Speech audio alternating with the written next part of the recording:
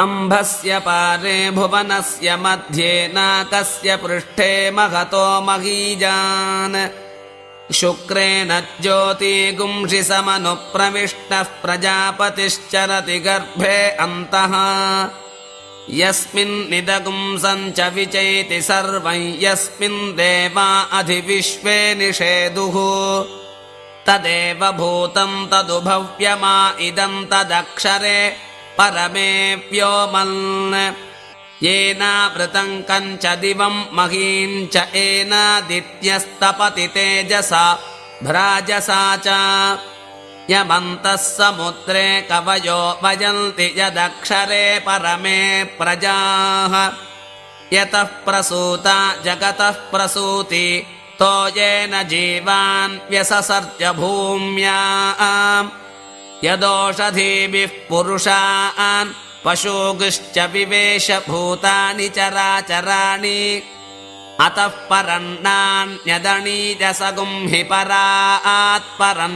महतो महान्तम् यदेकमव्यक्तमनन्तरूपं विश्वं पुराणं तमसः परस्तात् तदेवर्तं तदु सत्यमाहुस्तदेव ब्रह्म परमं कवीनाम्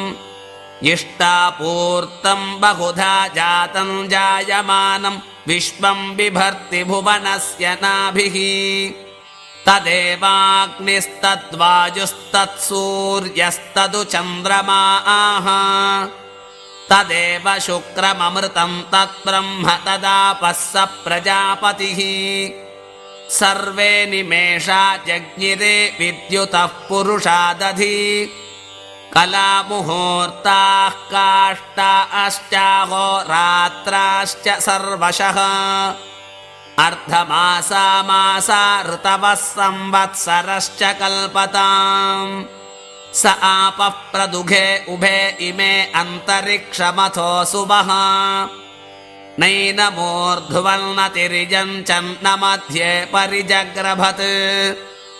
न तस्येषेकश्च न तस्य नाम महद्यशः न सन्दृशे तिष्ठति रूपमस्य न चक्षुषा पश्यति कश्चनैनम् हृदा मनीषा मनसाभिक्लुप्तो य एनं विदुरमृतास्ते भवन्ति अद्भ्यः सम्भूतो हिरण्यगर्भ इत्यष्टौ येष हि देवः प्रदिशोऽनु सर्वाः पूर्वो हि जातः स भुगर्भे अन्तः स विजायमानः स जनिष्यमानः प्रत्यङ्मुखास्तिष्ठति विश्वतो मुखः विश्वतश्चक्षुरुत विश्वतो मुखो विश्वतो हस्तमुत विश्वतस्पात् सम्बाहुभ्यान्नमति सम्पतत्रैर्द्या वा पृथिवी जनयन् देव एकः वेनस्तत्पश्यन् विश्वा भुवनानि विद्वान् यत्र विश्वं भवत्येकनीलम् यस्मिन्निदगुं सञ्च पिचैकगुं सवोतः प्रोतश्च विभुः प्रजासु प्रदद्वोचे अमृतन्नु विद्वान् गन्धर्वो नाम निहितं गुहासु त्रीणि पदानि हिता गुहासु यस्तद्वेद स वितुः पिता सत् स नो बन्धुर्जनिता स विधाता धामानि वेद भुवनानि विश्वा यत्र देवा अमृतमानशानास्तृतीरे धामा अन्यभ्यैरयन्ता परित्या वा पृथिवी यन्ति सद्यः परिलोकान् परिदिशः परिसुमः ऋतस्य तन्तुं विततं विचृत्य तदपश्यत्तदभवत् प्रजासु परीत्य लोकान् परीत्य भूतानि परीत्य सर्वाः प्रदिशो दिशश्च प्रजापतिः प्रथमजाऋतस्यात्मनात्मानमभिसम्बभूव सदसस्पतिमद्भुतं प्रियमिन्द्रस्य काम्यम् स निम्मेधामयाशिषम् उद्दीप्य स्वजातवेदोपघ्नन् निर्ऋतिं मम पशुगुश्च मह्यमावह जीवनं च दिशो दिशा मानो हि गुंसीज्जातवेदो गामश्वं पुरुषं जगत् अभिभ्रदग्न आगहि श्रिजामा परिपातय पुरुषस्य विद्मसहस्राक्षस्य महादेवस्य धीमहि तन्नो रुद्रः प्रचोदयात् तत्पुरुषाय विद्महे महादेवाय धीमहि तन्नो रुद्रः प्रचोदयात् तत्पुरुषाय विद्महे वक्रतुण्डाय धीमहि तन्नो दन्तिः प्रचोदयात् तत्पुरुषाय विद्महे सुवर्णपक्षाय धीमहि तन्नो गरुडः प्रचोदयात् कात्यायनाय विद्महे कन्याकुमारी धीमहि तन्नो दुर्गिः प्रचोदयात् नारायणाय विद्महे वासुदेवाय धीमहि तन्नो विष्णुः प्रचोदयात् सहस्रपरमा देवी शतमूला शताङ्कुरा सर्वगुं हरतु मे पापं दूर्वा दुःस्वप्ननाशनी अश्वक्रान्ते रथक्रान्ते विष्णुक्रान्ते वसुन्धरा शिरसा धारिता देवी रक्षस्व मां पदे पदे उद्धृता शिवराहेन कृष्णेन शतबाहुना भूमिर्धेनुर्धरणी लोकधारिणी मृत्तिके घन मे पापं जन्मजा दुष्कृतं कृतं त्वया हतेन पापेन जीवामि शरदशतं मृत्तिके देहि मे पुष्टिं त्वयि सर्वं प्रतिष्ठितम् गन्धद्वारान् दुराधर्षान् नित्यपुष्टाङ्करेषिणी ईश्वरीगुं सर्वभूतानां तामिहोपह्वये श्रियम् हिरण्यशृङ्गं वरुणं प्रपद्ये तीर्थं मे देहि याचितः यन्मया भुक्तमसाधूनां पापेभ्यश्च प्रतिग्रहः यन्मे मनसा वाचा कर्मणा वा दुष्कृतं कृतं तन्न इन्द्रो वरुणो बृहस्पतिः सविता च पुनन्तु पुनः पुनः सुमित्रा न आप ओषधयः सन्तु दुर्मित्रास्तस्मै भूयासुर्यो अस्मान् वेष्टिजं च वयं द्विष्मः नमोऽग्नये एप्सुमते नम इन्द्राय नमो वरुणाय नमो वारुण्यै नमोऽभ्यः यदपाङ्क्रोरै यदमेध्यं यदशान्तं तदपगच्छतात् अत्याशनादतीपानाद्यच्च उग्रात् प्रतिग्रहात् तन्मे वरुणो राजा पाणिना आह्यवमर्शतु सोऽहमपापो विरजो निर्मुक्तो मुक्तकिल्बिषः नाकस्य पृष्ठमारुह्य गच्छेत् ब्रह्मसलोकताम् इमं मे गङ्गे यमुने सरस्वति शुतुद्रिस्तोमगुं सचतापरुष्णिजा असिग्निजा मरुद्वृधे वितस्तयार्जीकीये शृणुह्या सुषोमया ऋतं च सत्यं चाभीद्धात् तपसोऽध्यजायत ततो रात्रिरजायत ततः समुद्रो अर्णवः समुद्रादर्णवादधिसंवत्सरो अजायत अहोरात्राणि विदधद्विश्वस्य मिषतो वशी सूर्या चन्द्रमसौ धाता यथा पूर्वमकल्पयत् दिवं च पृथिवीं चान्तरिक्षमथो सुवः यत्पृथिव्यागुं रजस्वमान्तरिक्षे विरोदसी किमागस्तदापो वरुणः पुनात्वघमर्षणः एषभूतस्य भव्ये भुवनस्य गोप्ता एष पुण्यकृतान् लोकानेष मृत्योर्हिरण्मयम् या वा पृथिव्योर्हिरण्मयगुं सग्श्रुतगुं सुवः स नः सुवः सगुं शिशाधि आर्द्रं ज्वलति ज्योतिरहमस्मि ज्योतिर्ज्वलतिर्ब्रह्माहमस्मि योऽहमस्मि ब्रह्माहमस्मि अहमेवाहं मां जुहोमि स्वाहा अकार्यकार्यवकीर्णेस्तेनो ब्रूनः गुरुतल्पगः वरुणोपामघमर्षणस्तस्मात् पापात् प्रमुच्यते रजो भूमिस्त्वमागुं रोदयस्व प्रवदन्ति धीराः पुनन्तु ऋषयः पुनन्तु वसवः पुनातु वरुणः पुनात्वघमर्षणः आक्रान्त् समुद्रः प्रथमे विधर्मन् जनयन् प्रजा भुवनस्य राजा वृषा पवित्रे अधिसानो अव्ये बृहत्सोमो वावृधे सुवान इन्दुः जातवेदसे सुनवा वसोममराति यतो निदहाति वेदः स नः पर्षदति दुर्गानि विश्वा नावेव सिन्धुं दुरितात्यग्निः तामग्निवर्णान् तपसा ज्वलन्तीं वैरोचनीं कर्मफलेषु जुष्टाम् दुर्गां देवीगुं शरणमहं प्रपद्ये सुतरसि तरसे नमः अग्ने त्वं पारयानव्यो अस्मान् स्वस्तिभिरति दुर्गाणि विश्वा पूश्च पृथ्वी बहुला न उर्वे भवातोकायतनजाय संयोः विश्वानि नो दुर्गः जातवेदः सिन्धुं दनावा दुरितातिपर्षि अग्ने अत्रिवन्मनसा गृणानो अस्माकं भो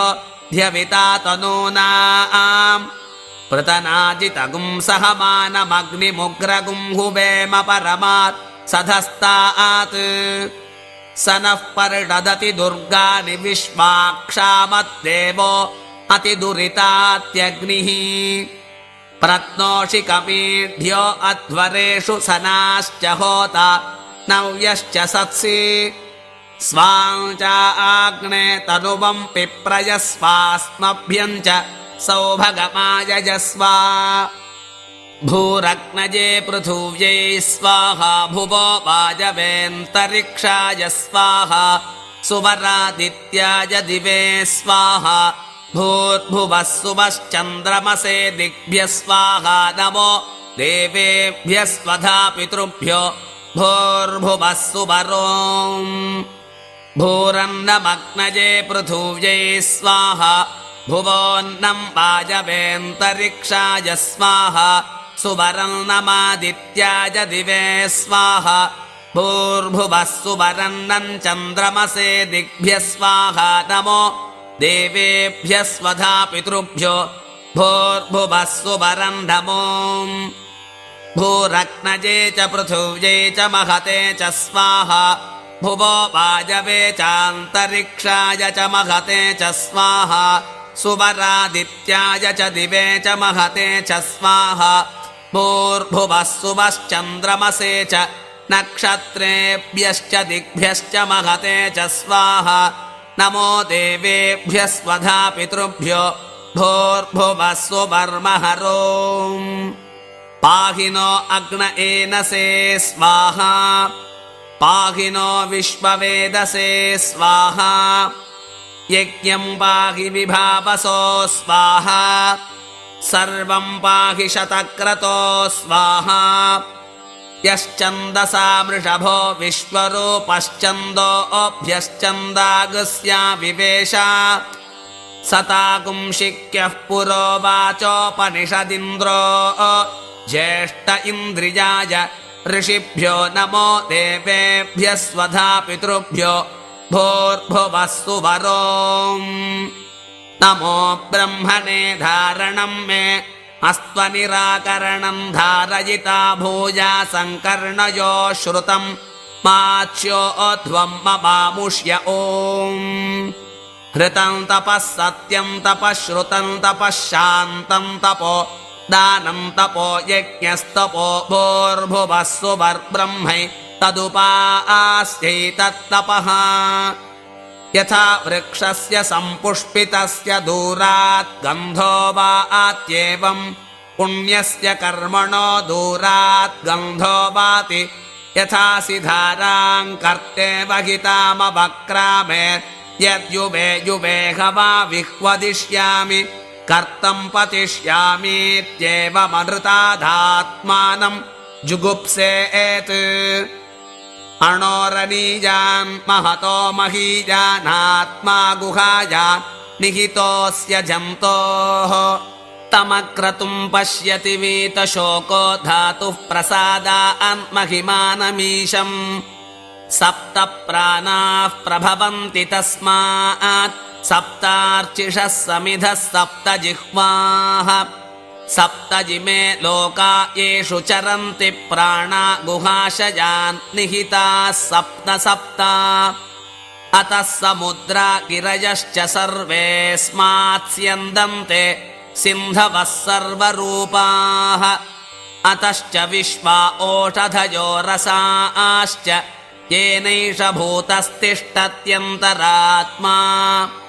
ब्रह्मा देवानां पदवीः कवीनां ऋषिर्विप्राणां महिषो मृगाणां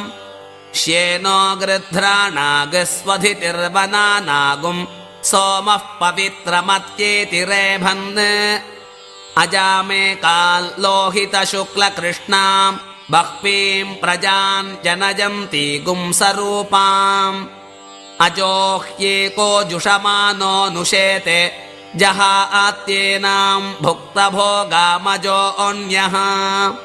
हगुंसः शुचिषद्वसुरन्तरिक्षसद्धोता वेदिटदतिथिर्दुरो न सत् नृषद्वरसधृतसद्व्योमसदब्जा गोजाऋतजा अद्रिजाऋतं बृहत् यस्माज्जातानपराणैव किञ्चनास य आविवेश भुवनानि विश्वा प्रजापतिः प्रजया संविदानस्त्रीणि ज्योतिगुंषि सचते सषोडशी विधर्तारगुं हवामहे वसोः कुविद्वनातिनः सवितारं नृचक्षसम् अद्यानो देवसवितः प्रजावत्सावीत् सौभगम् परादुष्वप्निजगुं सुवा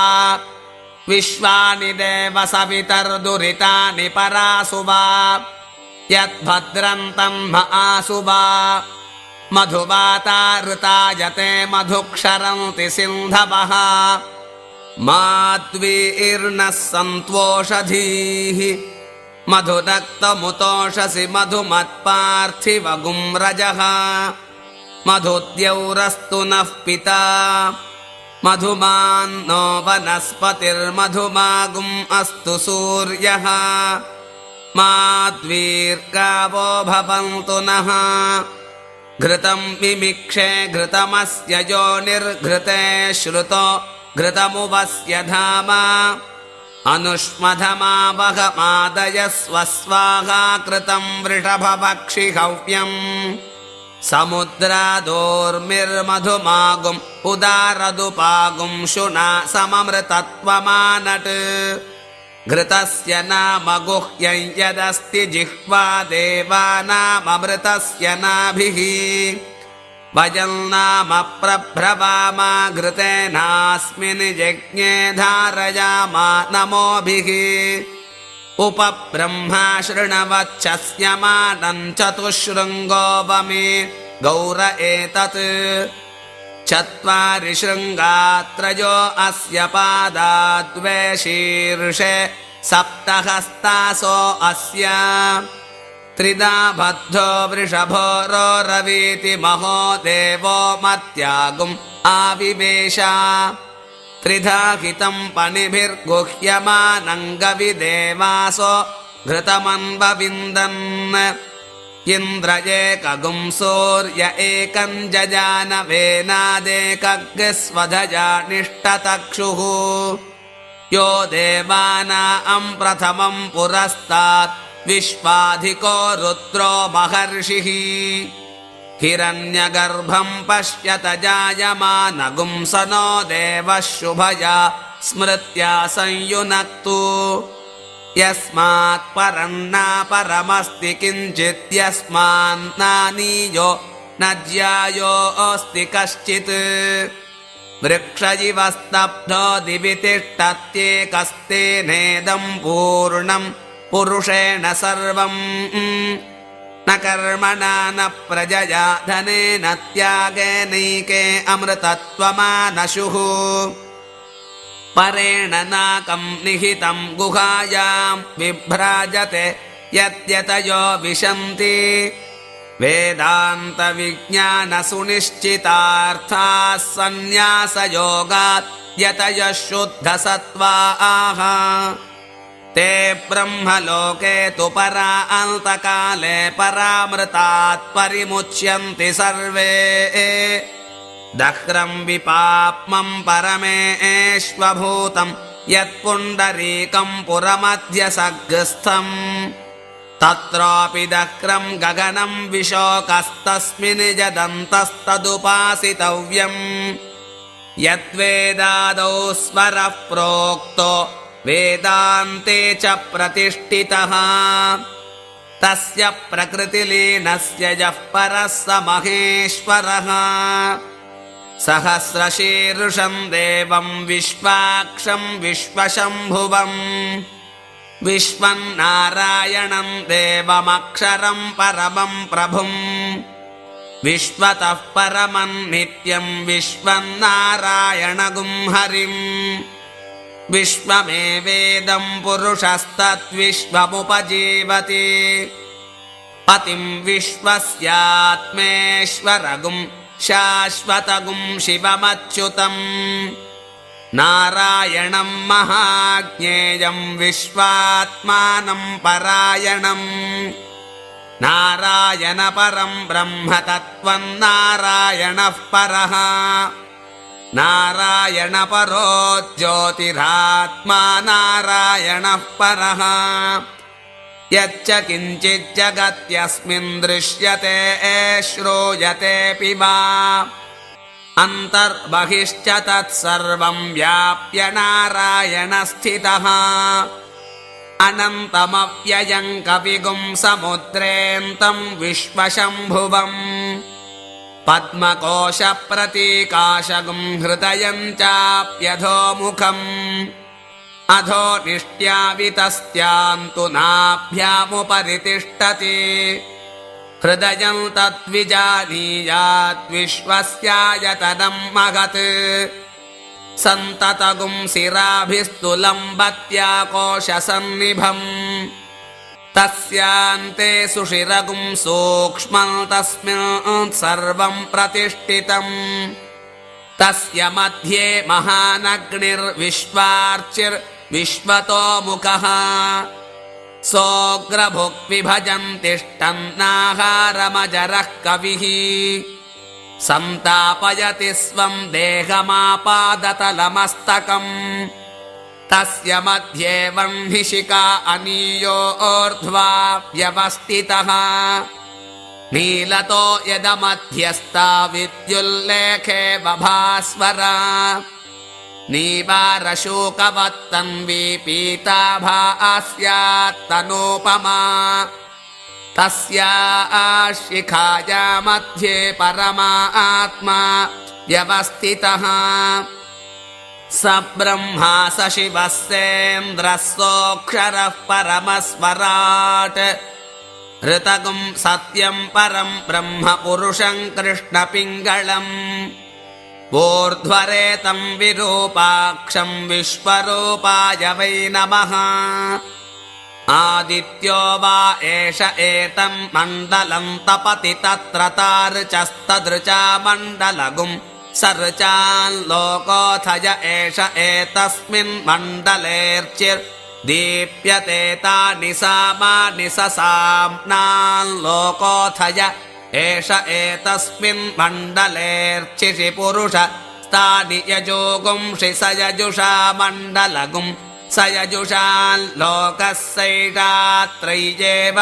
विद्यातपतिज एषोऽन्तरादित्ये हिरण्मयः पुरुषः आदित्यो वै तेज ओजो बलं यशश्चक्षुश्रोत्रमात्मा मनो मन्युर्मनुर्मृत्युः सत्यो मित्रो वायुराकाशः प्राणो लोकपालः किं कं तत्सत्यमन्नमायुरमृतो जीवो विश्वः कथमस्वयम्भुः प्रजापतिः संवत्सरजिति संवत्सरोऽसावादित्यो य एष पुरुष एष भूतानामधिपतिर्ब्रह्मणः सायुज्यगुं स लोकतामाप्नोत्येतासामेव देवतानागुं सायुज्यगुं साष्टितागुं समानलोकतामाप्नोति य एवं वेदेत्युपनिषत् घृणिः सूर्य आदित्यो मर्चयन्ति तपः सत्यं मधुक्षरन्ति तद्ब्रह्म तदाप आपो ज्योतिरसोऽमृतं ब्रह्म भूर्भुवः सुवरों सर्वो वै रुद्रस्तस्मै रुद्राय नमो अस्तु पुरुषो वै रुद्रः संवहो नमो नमः विश्वं भूतं भुवनं चित्रं बहुधा जातं जायमानं च यत् सर्वो ह्येष रुद्रस्तस्मै रुद्राय नमो अस्तु कद्रुद्राय प्रचेतसे मीदुष्टमाय तव्यसे वोचे मशन्तमगुं हृदे सर्वो ह्येष रुद्रस्तस्मै रुद्राय नमो अस्तु नमो हिरण्यबाहवे हिरण्यपतयेऽम्बिकापतय उमापतये नमो नमः यस्य वै कङ्गत्यग्निहोत्रहवनी भवति प्रतिष्ठिताः प्रत्येवास्याहुतयस्तिष्ठन्त्यथो प्रतिष्ठित्यै कृणुष्व पाज इति पञ्च अदितिर्देवा गन्धर्वा मनुष्याः पितरोऽसुरास्तेषागुं सर्वभूतानां माता मेदिनी महती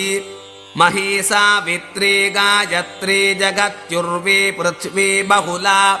विश्वा भूता कतमा काया सा सत्येत्यमृतेति वसिष्ठः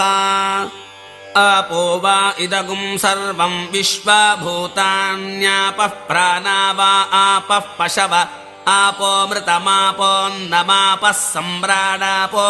विराडापः स्वराडापश्चन्दागस्यापो ज्योतिगृष्यापः सत्यमापः सर्वा देवता आपो भूर्भुवः सुवराप ॐ आपः पुनन्तु पृथिवीं पृथिवी पूता पुनातु मां पुनन्तु ब्रह्मणस्पतिर्ब्रह्म पूता पुनातु मां यदुच्छिष्टमभोज्ययद्वा दुश्चरितं मम सर्वं पुनन्तु मामापो सतां च प्रतिग्रहग् स्वाहा अग्निश्च मामन्युश्च मन्युपतयश्च मन्युकृतेभ्यः पापेभ्यो रक्षन्ताम् यदह्ना पापमकार्षम् मनसा वाचा हस्ताभ्याम् पद्भ्यामुदरेण शिश्ना अहस्तदवलुम्पतु यत्किञ्च दुरितं मयि इदमहं माममृतयोनौ सत्ये ज्योतिषि जुहोमि स्वाहा सूर्यश्च मामन्युश्च मन्युपतयश्च मन्युकृतेभ्यः पापेभ्यो रक्षन्ताम् यद्रात्रिया पापमकार्षम् मनसा वाचा हस्ताभ्याम् पद्भ्यामुदरेण शिश्ना रात्रिस्तदवलुम्पतु यत्किञ्च दुरितं मयि इदमहं माममृतयोनौ सूर्ये ज्योतिषि जुहोमि स्वाहा आयातु वरदा देव्यक्षरं ब्रह्म संहितम् गायत्री छन्दसां मातेदं ब्रह्म जुषस्वनः ओजोऽसि सहोऽसि बलमसि प्राजोऽसि देवानाधामनामासि विश्वमसि विश्वायुः सर्वमसि सर्वायुरभिभूरो गायत्रीमावाहयामि ॐ भूः ॐ भुवः ॐ दुवः ॐ महः ॐ जनः ॐ तपः ॐ सत्यम् ॐ तत्सवितुर्वरेण्यं भर्गो देवस्य धीमहि धियो यो नः प्रचोदयात् ओमापो ज्योतिरसोऽमृतं ब्रह्म भूर्भुवः सुवरोम् ॐ भूर्भुवः सुवर्महर्जनस्तपः सत्यं तद्ब्रह्म तदाप आपो ज्योतिरसोऽमृतं ब्रह्म भूर्भुवः सुवरोम् ॐ तत्ब्रह्मा ॐ तद्वायुः ॐ तदात्मा ॐ तत्सर्वम् ॐ तत्पुरोन्नमः उत्तमे शिखरे देवी भूम्यां पर्वतमूर्धनि ब्राह्मणेभ्यो ह्यनुज्ञानं गच्छ देवि यथा सुखम् ओमन्तश्चरति भूतेषु गुहायां विश्वमूर्तिषु त्वं यज्ञस्त्वं विष्णुस्त्वं वषट्कारस्त्वं रुद्रस्त्वं ब्रह्मा त्वं प्रजापतिः अमृतोपस्तरणमसि प्राणे निविष्टोऽमृतं जुहोमि प्राणाय स्वाहा अपाने निविष्टोऽमृतं जुहोमि अपानाय स्वाहा व्याने निविष्टोऽमृतं जुहोमि व्यानाय स्वाहा उदाने निविष्टोऽमृतं जुहोमि उदानाय स्वाहा समाने निविष्टोऽमृतं जुहोमि समानाय स्वाहा ब्रह्मणिम आत्मामृतत्वाय प्राणे निविष्टोऽमृतं जुहोमि शिवो मा विषाप्रदाहाय प्राणाय स्वाहा अपाने निविष्टोऽमृतं जुहोमि शिवो मा विषाप्रदाहाय अपानाय स्वाहा व्याने निविष्टोऽमृतं जुहोमि शिवो मा विषाप्रदाहाय व्यानाय स्वाहा उदाने निविष्टोऽमृतं जुहोमि शिवो मा विषाप्रदाहाय उदानाय स्वाहा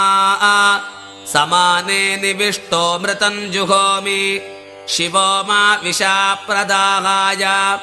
समानाय स्वाहा ब्रह्मणिम आत्मामृतत्वाय अमृतापिधानमसि श्रद्धायां प्राणे निविश्यामृतगुं हुतम् प्राणमन्नेनाप्यायस्व अपाने निविश्यामृतगुं हुतम् अपानमन्नेनाप्यायस्व व्याने निविश्यामृतगुं हुतम् व्यानमन्नेनाप्यायस्व उदाने निविश्यामृतगुं हुतम् उदानमन्नेनाप्यायस्व समाने निविश्यामृतगुं हुतम् समानमन्नेनाप्यायस्व ब्रह्मणिम आत्मामृतत्वाय प्राणानां ग्रन्थिरसि रुद्रो मा विशान्तकस्तेनान्नेन आप्यायस्व अङ्गुष्टमात्रः पुरुषोऽङ्गुष्टं च समाश्रितः ईशः सर्वस्य जगतः प्रभुः प्रीणाति विश्वभुक्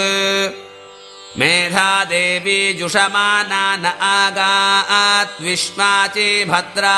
सुमनस्यमाना त्वया जुष्टा जुषमाना दुरुक्तान् बृहद्वदेम विदथे सुवीराः त्वया जुष्ट ऋषिर्भवति देवि त्वया ब्रह्मा गतश्रीहृतत्वया त्वया जुष्टश्चित्रं विन्दते वसुसानो जुषस्व द्रविणो न मेधे मेधां म इन्द्रो ददातु मेधां देवी सरस्वती मेधां मे अश्विना उभावा दत्तां पुष्करस्रजौ अप्सरासु च या मेधा गन्धर्वेषु च यन्मनः देवी मेधा मनुष्यजा सामा मेधा सुरभिर्जुडताम् आमा मेधा सुरभिर्विश्वरूपा हिरण्यवर्णा जगति जगम्या ऊर्जस्वती पयसा पिन्वमाना सामा मेधा सुप्रतीकाजुषताम् सद्यो जातं प्रपद्यामि सद्यो जाताय वै नमः भवे भवे नाति भवे भजस्व मां भवोद्भवाय नमः वामदेवाय नमो ज्येष्ठाय नमो रुद्राय नमः कालाय नमः कलविकरणाय नमो बलविकरणाय नमो बलप्रमथनाय नमः सर्वभूतदमनाय नमो मनोन्मनाय नमः अघोरेभ्योऽथ घोरेभ्यो घोरघोरतरेभ्यः सर्वतः सर्वेभ्यो नमस्ते अस्तु रुद्ररूपेभ्यः तत्पुरुषाय विद्महे महादेवाय धीमहि तन्नो रुद्रः प्रचोदयात् ईशानः सर्वविद्यानामीश्वरः सर्वभूतानां ब्रह्माधिपतिर्ब्रह्मणोऽधिपतिर्ब्रह्मा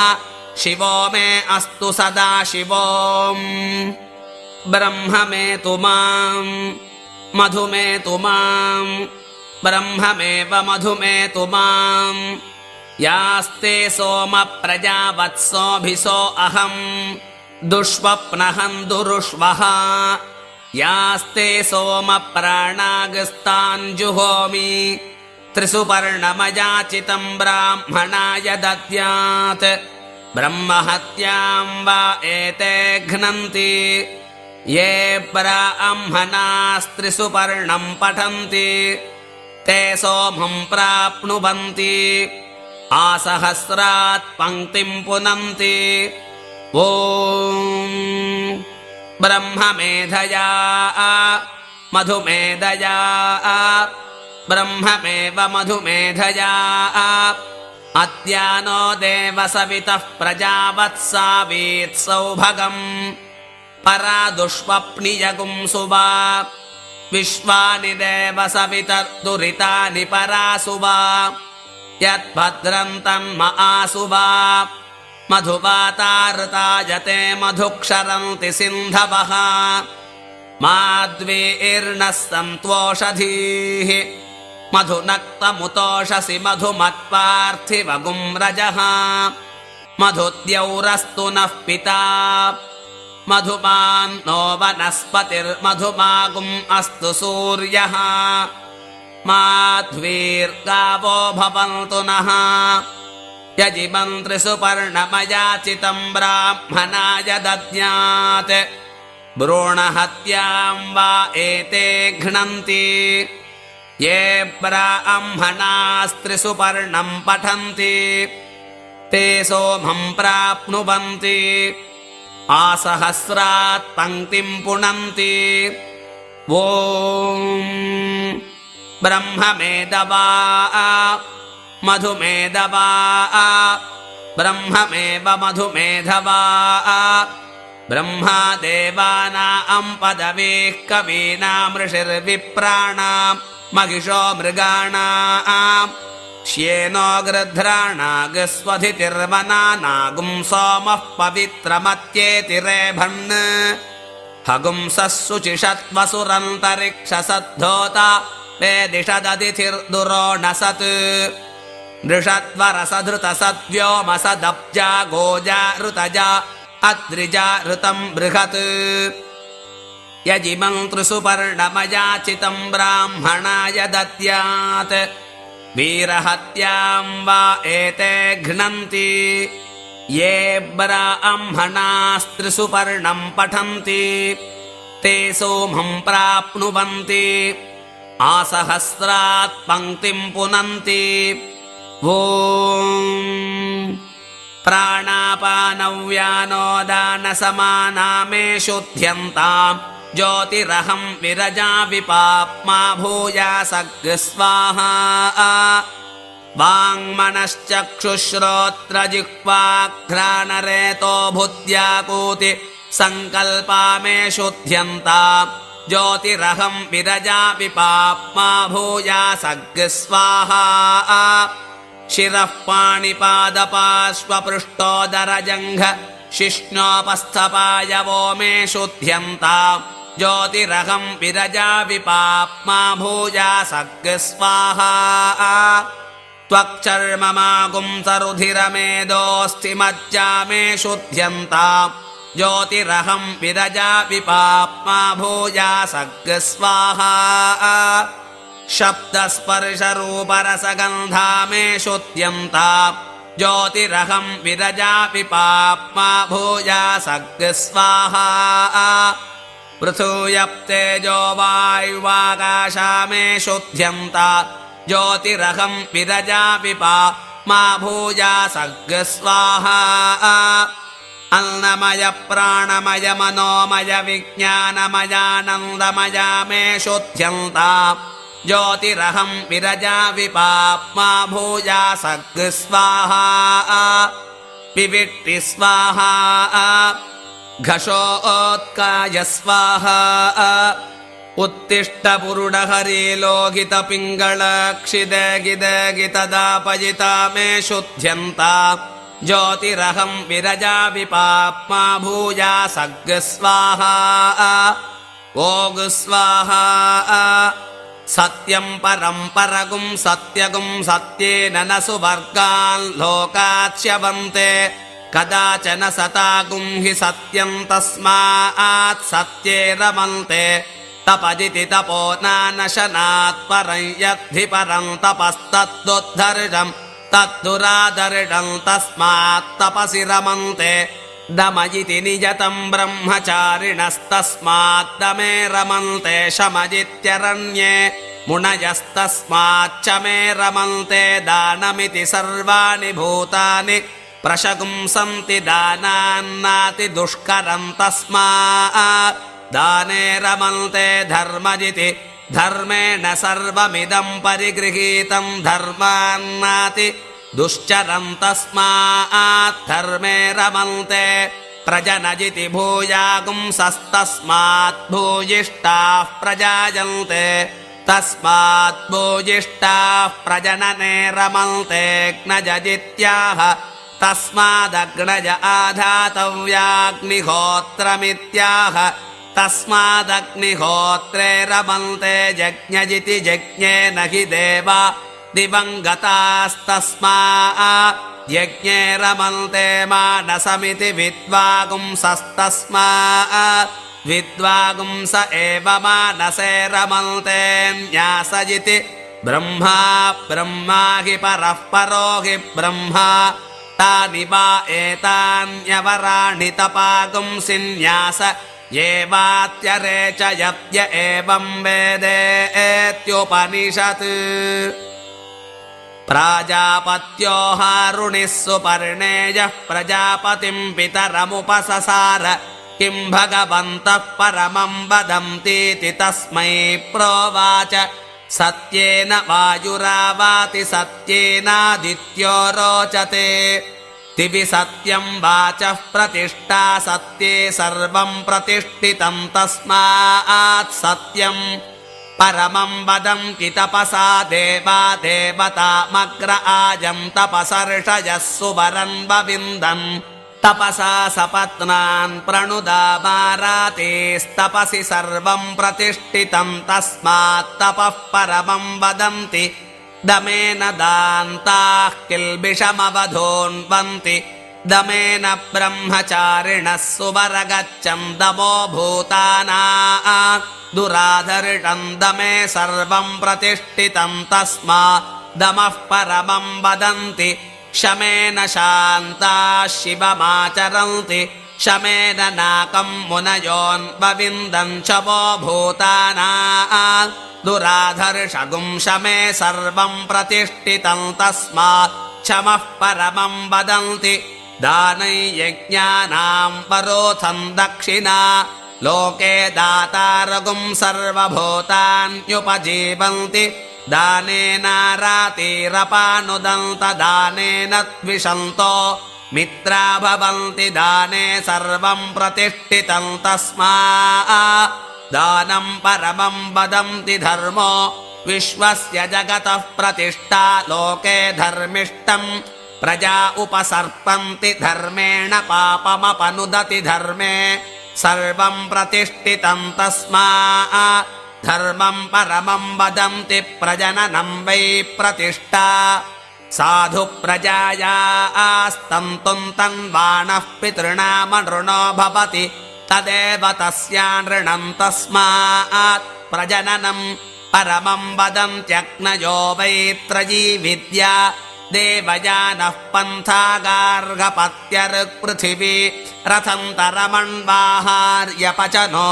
यजुरन्तरिक्षं वामदेव्यमाहवनीयः सामसुवर्गो लोको बृहत्तस्मादग्नीन् परमं वदन्त्यग्निहोत्रगुं सायं प्रातर्गृहाणां निष्कृतिस्विष्टगुं सुहुतं यज्ञक्रतूनां प्राजनगुं सुवर्गस्य लोकस्य ज्योतिस्तस्मादग्निहोत्रं परमं वदन्ति यज्ञ इति यज्ञेन हि देवादिवङ्गता यज्ञेनासुरा नपानुदन्त यज्ञेन द्विषन्तो मित्रा भवन्ति यज्ञे सर्वं प्रतिष्ठितं तस्मात् यज्ञं परमं वदन्ति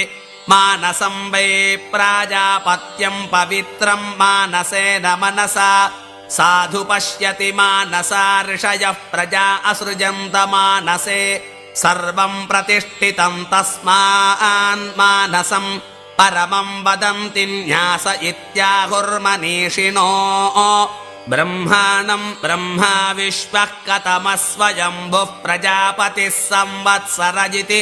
संवत्सरोऽसावादित्यो य एष आदित्ये पुरुषः स परमेष्टि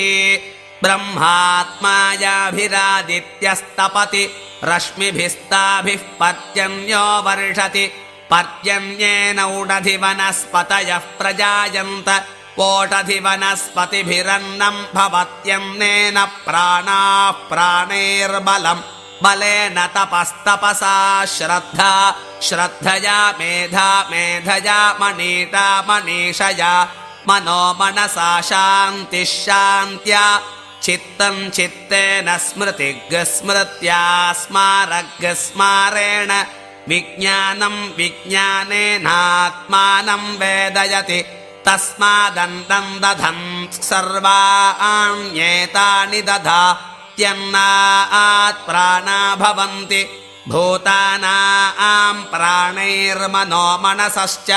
विज्ञानं विज्ञानादानन्दो ब्रह्मयोनिस्सवा येष पुरुषः पञ्चधा पञ्चात्मा येन सर्वमिदं प्रोतं पृथिवी चान्तरिक्षं च द्यौश्च दिशश्चावान्तरदिशाश्च स वै सर्वमिदं जगत् स च भूतगं स भव्यं जिज्ञासक्लृप्तहृतया रयिष्टा श्रद्धा सत्यो महस्वान्तपसो वरिष्ठा ज्ञात्वा तमेवं मनसा हृदा च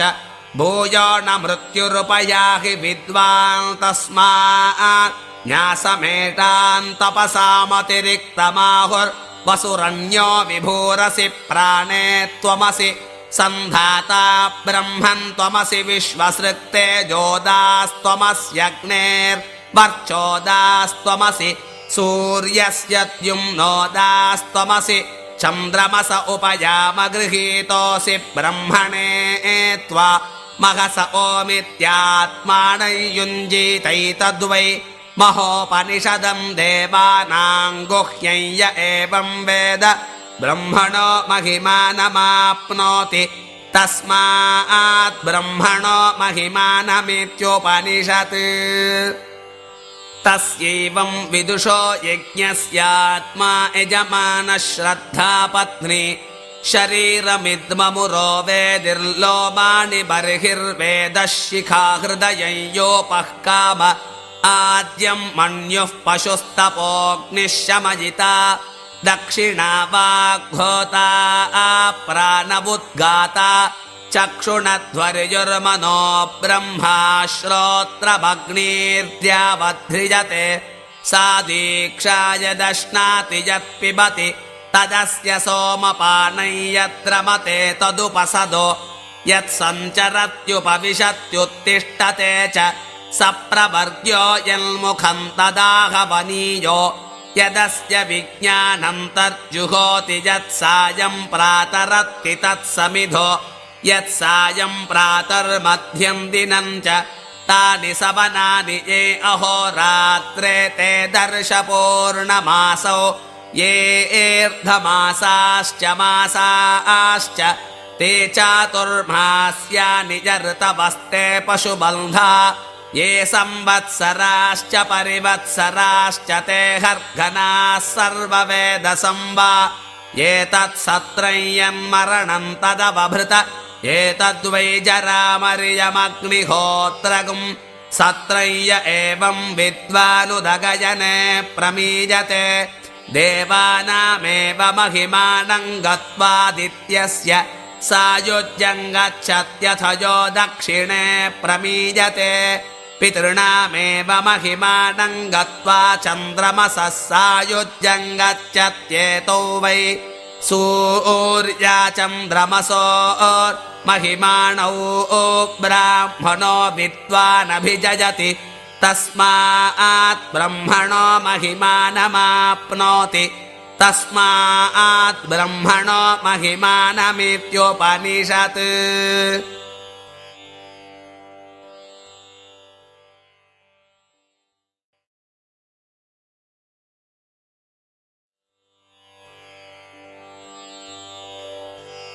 हरिः ॐ सहना भवतु सहनौ भुनक्तु सह वीर्यङ्करवावहै तेजस्विनावधीतमस्तु मा विद्विषावहै। ॐ शान्तिः शान्तिः शान्तिः। ॐ अथ पुरुषो ह वै नारायणो कामयतः प्रजासृजेति नारायणात् प्राणो जायते मनः सर्वेन्द्रियाणि च खं वायुर्ज्योतिरापः पृथिवी विश्वस्य धारिणी नारायणात् ब्रह्मा जायते नारायणात् रुद्रो जायते नारायणादिन्द्रो जायते नारायणात् प्रजापतिः प्रजायते नारायणात् द्वादशादित्या रुद्रा वसवः सर्वाणि छन्दांसि नारायणादेव समुत्पद्यन्ते नारायणात् प्रवर्तन्ते नारायणात् प्रलीयन्ते एतदृग्वेदशिरोधीते अथ नित्यो नारायणः ब्रह्मा नारायणः शिवश्च नारायणः शक्रश्च नारायणः कालश्च नारायणः दिशश्च नारायणः विदिशश्च नारायणः ऊर्ध्वं च नारायणः अधश्च नारायणः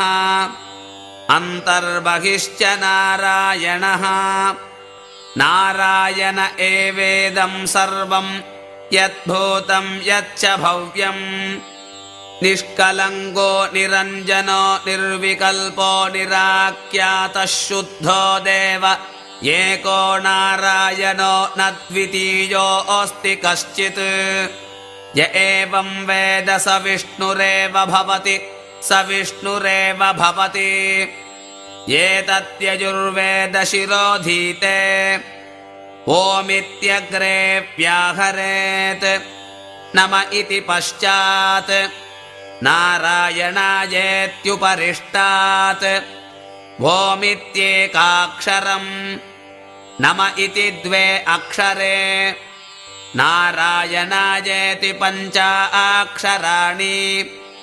एतद्वै नारायणस्याष्टाक्षरं पदम्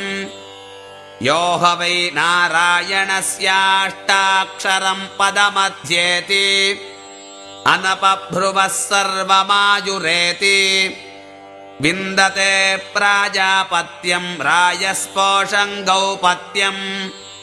ततोऽमृतत्वमश्नुते ततोऽमृतत्वमश्नुत इति एतत्सामवेदशिरोधीते प्रत्यगानन्दं ब्रह्मपुरुषं प्रणवस्वरूपम् अकारमुकारमकार इति तानेकधा समभवत्तदेतदोमिति यमुत्वा मुच्यते योगी जन्मसंसारबन्धनात् ॐ नमो नारायणायेति मन्त्रोपासकः श्रीवैकुण्ठभुवनं गमिष्यति तदितं पदं पुण्डरीकं विज्ञानघनं तस्मात्तडिदाभं मात्रम् ब्रह्मण्यो देवकी पुत्रो ब्रह्मण्यो मधुसूदनः ब्रह्मण्यः पुण्डरीकाक्षो ब्रह्मण्यो विष्णुरच्युत इति सर्वभूतस्तमेकं नारायणं कारणपुरुषमकारणं परं ब्रह्मो एतदथर्वशिरोधीते प्रातरधीजानो रात्रिकृतं पापं नाशयति सायमधीजानो दिवसकृतं पापं नाशयति तत्सायं प्रातरधीजानः पापः अपापो भवति माध्यन्दिनमादित्याभिमुखो अधीजानः पञ्चमहापादकोपपादकात् प्रमुच्यते सर्ववेदपारायणपुण्यं लभते नारायणसायुज्यमवाप्नोति नारायणसायुज्यमवाप्नोति य एवं वेद इत्युपनिषत् सहनाववतु सहनौ भुनक्तु सह वीर्यङ्करवावहै तेजस्विनावधीतमस्तु मा विद्विषावहै ॐ शान्तिः शान्तिः शान्तिः।